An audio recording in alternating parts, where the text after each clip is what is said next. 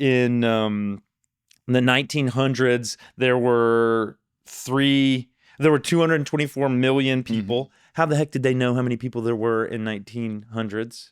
There's a good census, but whatever. There's about 224 people, and now there's 3.5 billion.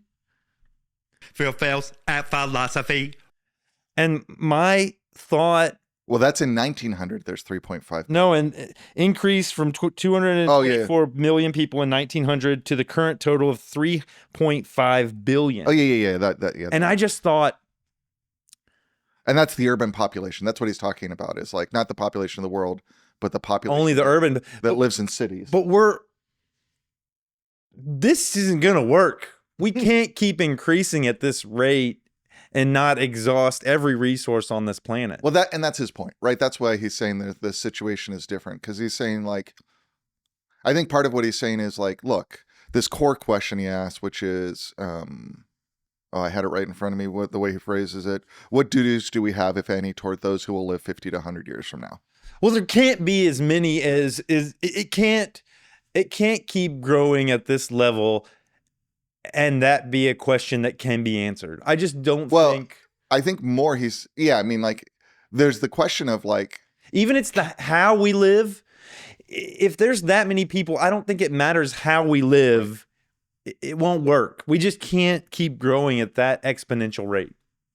See, this is what he's saying, though. Like, he's saying that's not true. Like, he's saying our dilemma is coming from a situation where countries can't work together because they've got. We can recognize, we recognize this problem that we have potentially an obligation to people 50 or 100 years from now. Yeah. Right. So that's the thing.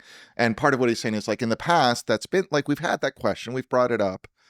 I think his end move shows how deeply we've brought it up.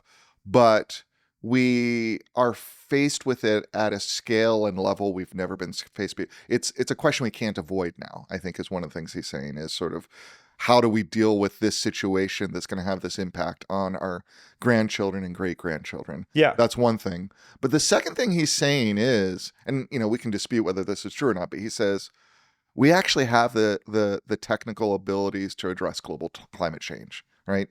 And he's, you know, if we're looking at one thing, and that may be to some extent addressing population growth, but I think when I've looked at some of the wider literature around ethics of climate change, which is where I get into the climate science, the climate scientists don't see population in itself as the problem. There's got to be a capacity on Earth. And the other thing that you see is that population growth, although expanding, is slowing down with development. That as populations of humans undergo economic development, get access to birth control, go through, you know, and you can discuss whether this is ideological modernization or technical people are having less kids. People have and you get into the more developed a country, you begin to have countries that are actually facing economic problems of population decline. Like Japan. Right.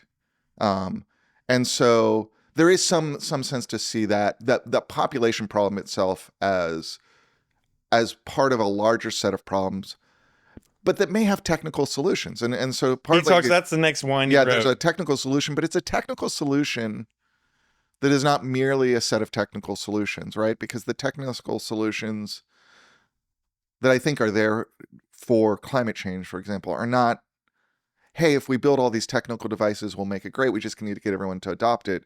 It actually does require people to recognize some sense of obligation to give up, right, for others.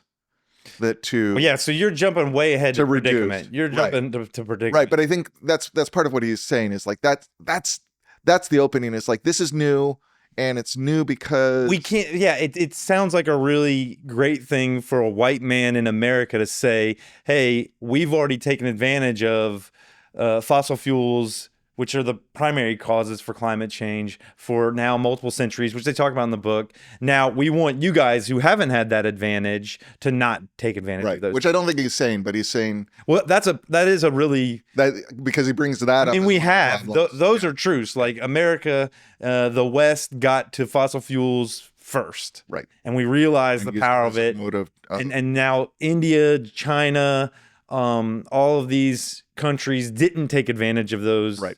energy resources for a long time, and build all the industrial stuff.